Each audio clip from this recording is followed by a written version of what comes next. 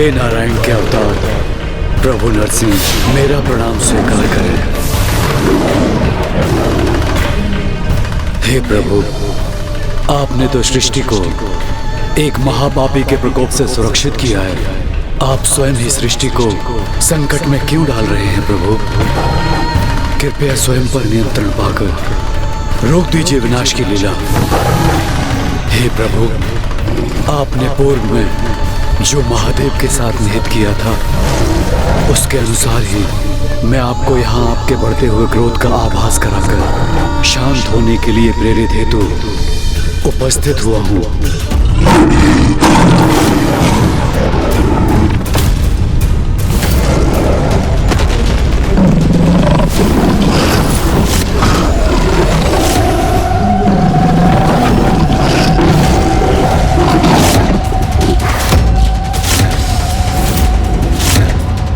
इस समय प्रभु के नरसिंह अवतार को समझा के शांत करना असंभव के समान है। अपितु वीरभद्र जी के पास उनका सामना करने के अतिरिक्त कोई उपाय शेष नहीं है।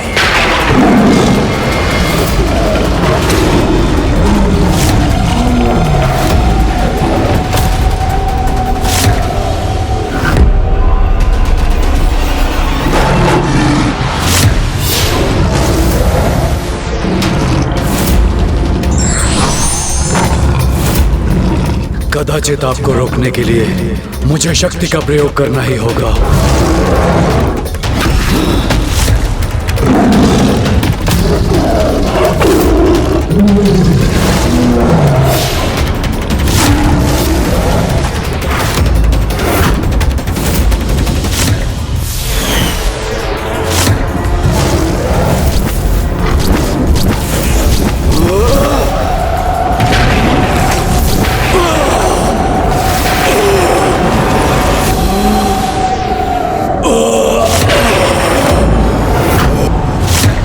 ये क्या?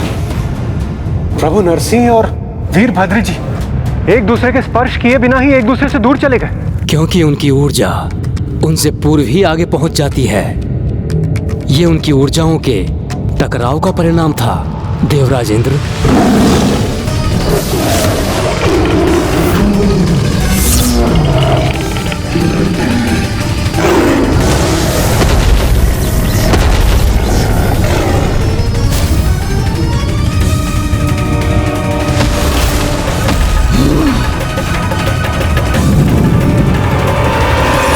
हे नरसिंह अवतार, मुझे आप पर अस्त्र शस्त्र का प्रयोग करने के लिए विवश मत कीजिए। कृपा करके शांत हो जाइए।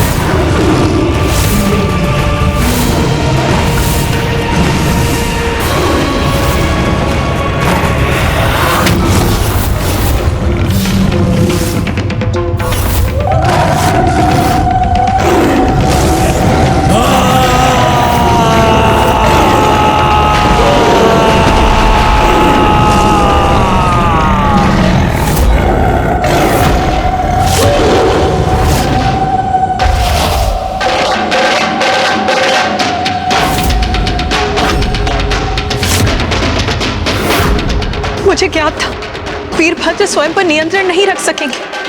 वो तो महायुद्ध के लिए तत्पर दिखाई दे रहे हैं। मैं आपके चारों ओर अपने शस्त्र से ऐसा चक्र उत्पन्न कर दूंगा कि जिससे आप जब तक शांत न हो जाएं, कहीं भी प्रस्थान न कर सकें।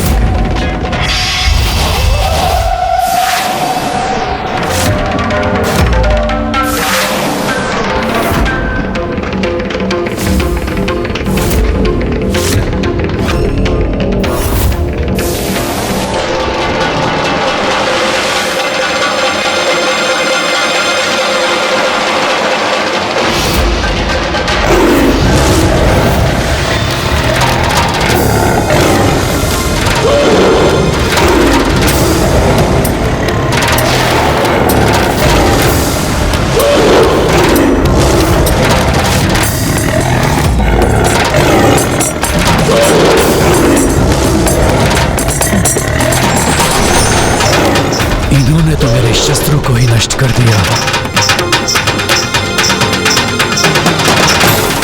जब उनके अस्त्र ही नष्ट हो गए तो वीरभद्र जी प्रभु नरसिंह को कैसे रोकेंगे?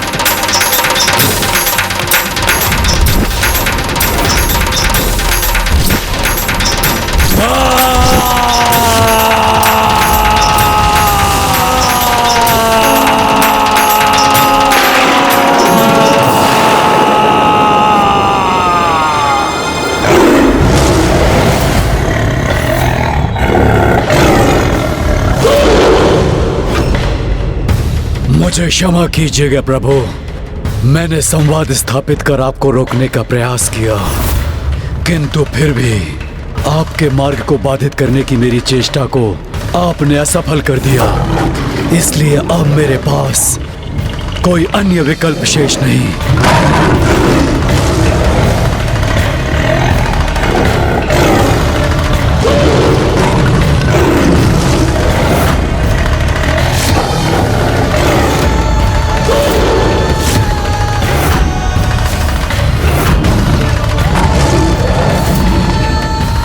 प्रभु, मेरा अनुरोध सुनिए, लौट आइए अपने स्वाभाविक रूप में।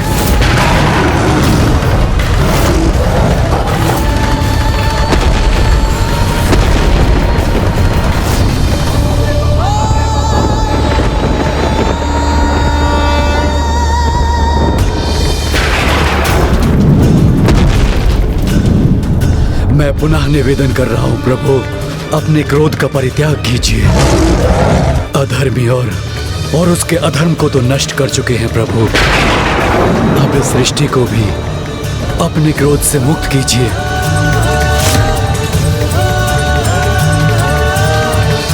मेरी गुहार सुनकर शांत होने के लिए कोटि कोटि धन्यवाद।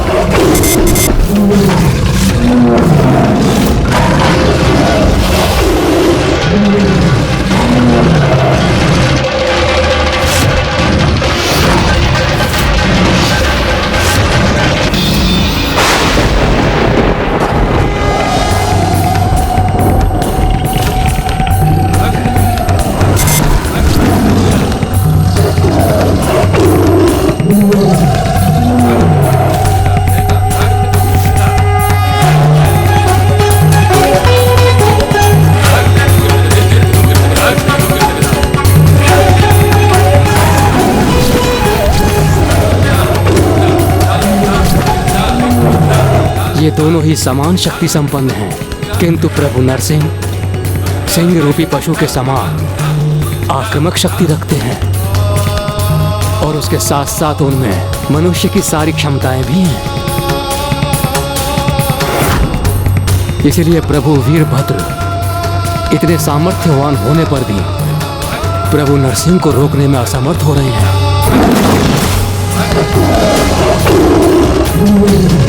किंतु इसके पूर्व की समस्त सृष्टि का स्थायी अहित हो जाए, उन्हें रोकना अति आवश्यक है।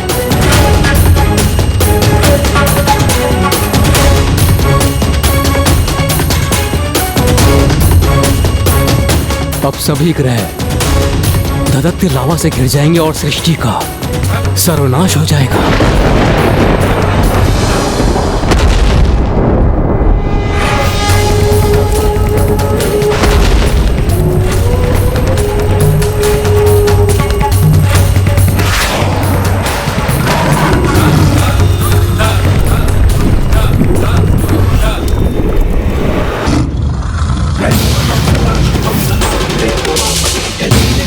प्रभु नरसिंह में पशु और मानव की शक्ति का मिश्रण है। उन्हें तो कोई ऐसा ही दिव्य योद्धा रोक सकता है जिसमें पशु, मानव और पक्षी की शक्ति का अद्भुत समन्वय हो। पशुत्व की भावना व्यक्ति को अनियंत्रित करती है, तो पक्षी का स्वभाव अपेक्षाकृत अधिक शांत करता है।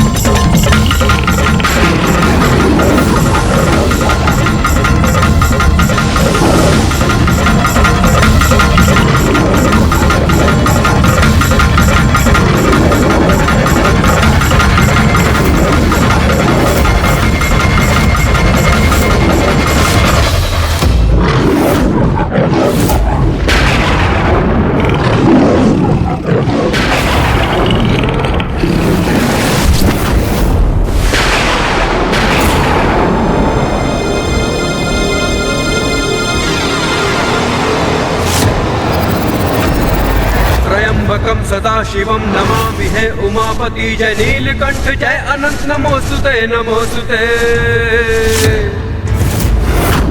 हो भोलेनाथ भक्त के हो कष्ट से निवारते, ये सृष्टि सारी संकटों से शिव ही है उभारते।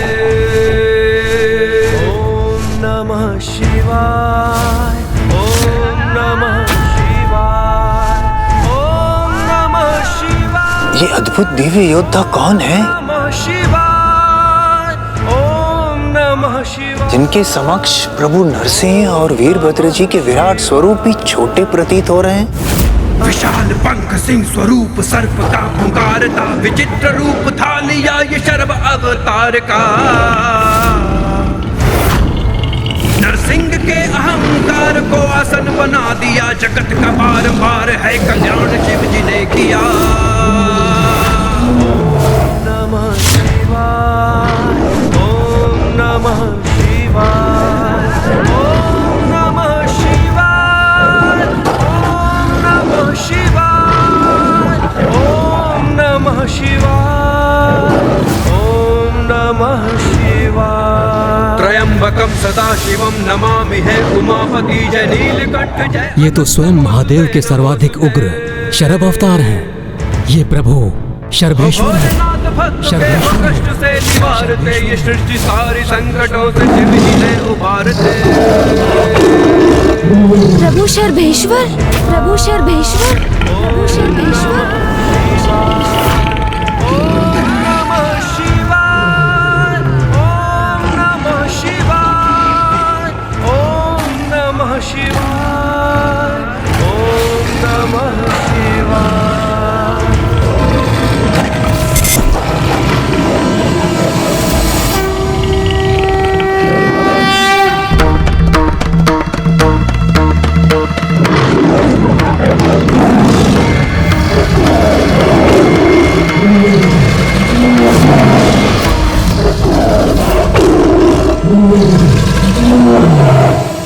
प्रभु शरभ प्रभु नरसिंह के समक्ष थे, अर्थात प्रभु महादेव और श्री हरि नारायण परस्पर संघर्ष हेतु एक दूसरे के सम्मुख आ गए थे।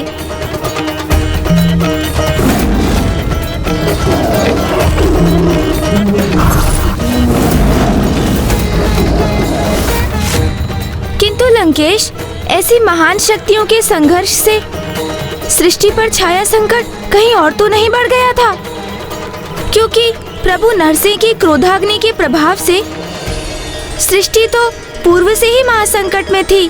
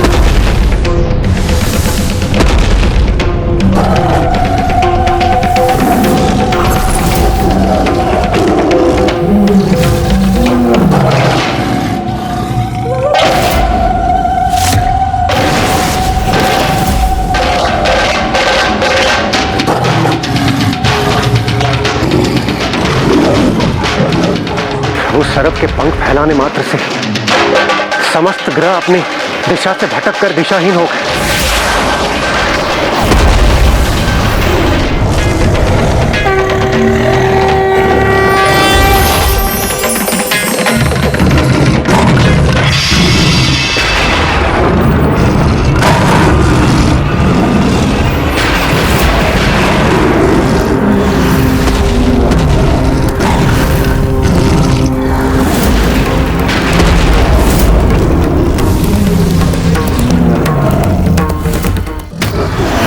प्रभु नरसिंह की एकमात्र गर्जना से उन ग्रहों पर ज्वालामुखी उत्पन्न हो रहे। यदि उनके मध्य संघर्ष हुआ तो कुछ भी शेष नहीं रहेगा।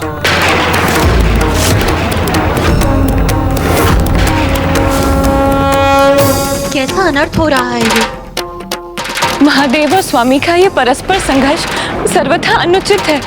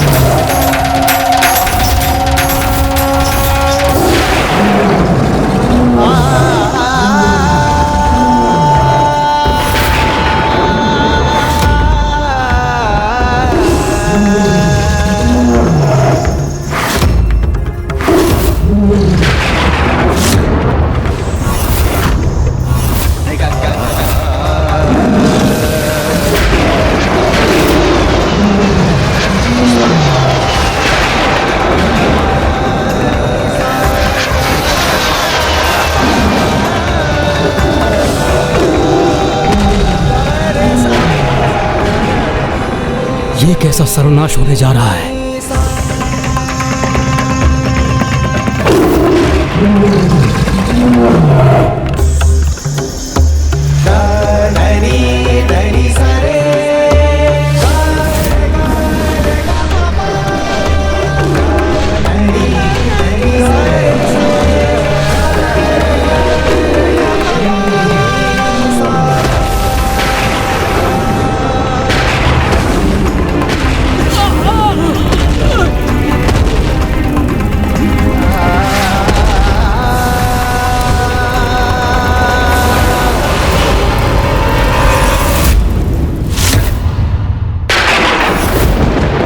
अनिष्ट, घोर अनिष्ट होगा।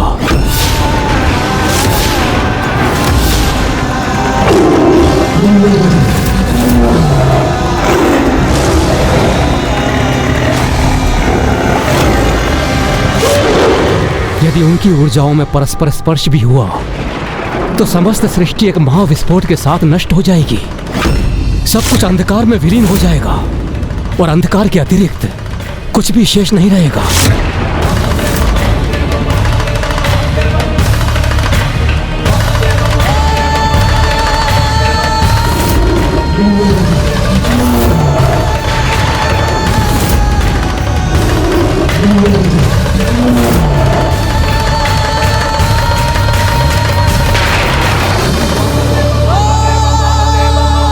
इन दोनों अवतारों के भीषण टकराव के पश्चात उस विध्वंस से होने वाले महाविनाश की कल्पना भी मुझे व्याकुल कर रही है।